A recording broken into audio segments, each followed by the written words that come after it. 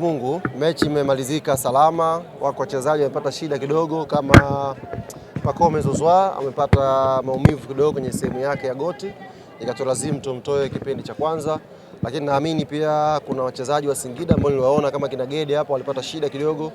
Kwa hiyo tumshukuru Mwenyezi Mungu, hajakuwa majeraha makubwa sana kwa ambacho tumekiona kwa siku ya leo.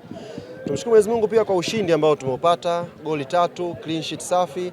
Tumerudi juu ya kilele cha msimamo wa ligi. Sasa focus na kwenda kwenye mchezo unaofuatia. Nitoe pongezi kwa wachezaji wote wa Yanga Afrika. Mechi haikuwa nyepesi, tumecheza mechi ngumu dhidi ya mpinzani mgumu na tumemanage kupata matokeo mazuri siku ya leo kwa pressure iliyokuwa, lakini tumeweza kucheza vizuri. Na la pili, napongeze benchi la ufundi kwa mipango ambayo wamekuja nayo kwenye mchezo wa leo. Imetusaidia, imetulipa, tumeweza kupata matokeo mazuri. Mwisho ni wapongeze sana mashabiki wa Yanga waliokuja leo KMC Complex. Bado michezo 7 ukijumlisha na huu wa leo, Yanga haiwezi kuwa bingwa kama wachezaji watakuja katika viwanja wakuta viwanja havina watu.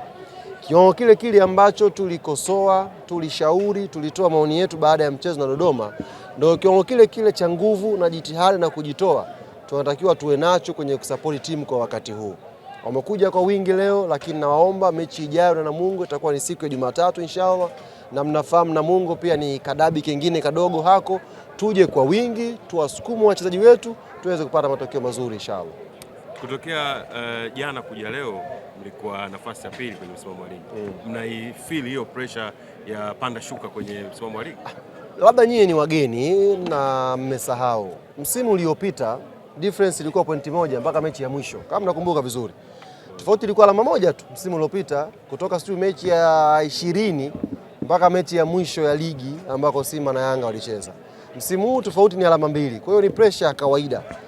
Sijui wenzetu, ila sisi ni pressure ya kawaida ambayo tunafahamu, tuliipitia msimu uliopita, tunaipitia msimu huu. Kubwa ni kuweka jitihada. Kama tulivyosema sasa hivi ni kila mtu atashinda mechi zake. Hakuna haja ya kupiga hesabu za mwenzako.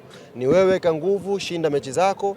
Ukishinda mechi zako kama sisi Yanga, maana yake automatic tunakuwa machampioni. Kwa hiyo nguvu yetu haipo kumuwaza mpinzani.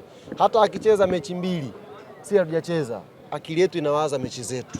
Zimebakia 6, tuna mechi ya Namungo, baada ya hapo ligi itakwenda kusimama. Tukirudi inshallah tutaweka jitihada mechi 5 zibakia tuweze kushinda zote. Semaji, mchezo leo umeondoka na alama 3, lakini pia goli 3, mmerejea kileleni na mmeondoka na clean sheet. Tafsiri yake hii ni nini? Tafsiri yake hii ni focus yetu na concentration ya wachezaji ipo kwenye kutafuta ubingwa. Ukiangalia mechi ya leo tumecheza vizuri, tumecreate nafasi, tuweza kufunga hata goli 5 leo, lakini tulikuwa tunajitahidi tusifanye makosa eneo la ulinzi. Ukiangalia mechi za hivi karibuni, hata Yanga ikitangulia goli 1 bado kuna ka pressure tuko nacho kwa sababu ya makosa ambayo tunayafanya kwenye safu ya ulinzi kwenye baadhi ya michezo. Kwa hiyo concentration ikiongezeka, makosa yakipungua kwenye safu ya ulinzi, kwa ligi inavyokwenda, kuna mechi hapa utashinda kwa 1-0, kuna mechi utashinda kwa 2-1. Kwa hiyo cha muhimu sisi ni kutokufungwa goli.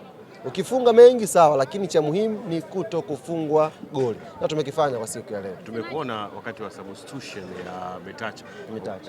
Ulikuwa unawashawishi baada ya substitution ya Metacha, walipofungwa tena Singida ukashawishi wambadilishe na ulikuwa ushauri ama ulikuwa? Nilikuwa namshauri kocha wa Singida. Sababu makipa si wako watatu. Wa kwanza akafungwa, kamtoa. Wa pili kashafungwa, asichelewe angemuingiza na ule kipa wa tatu naye achukue goli lake 1 la 3. Kibahati mbaya hakufanya hivyo, lakini nilikuwa najitahidi kumconvince kwamba kocha tayari uliyemuingiza naye kachukua chuma, sasa mtoe aje dogo mwingine naye achukue cha kwake. Taratibu wa kawaida. Nimeona uchambuzi technically, unajua kuna vitu vinafanyika technically, vinafanyika katika level ambayo sijui, labda ni wachambuzi wanafanya makusudi au vipi. Kwa mchambuzi amesema kosa la Metacha Mnata, na hapa sasa nakuja kama mchambuzi si ndio? Anasema kosa la Metacha Mnata, amepanga ukuta, amekaa nyuma ya huo ukuta baada ya kupanga. That's very right, si ndio?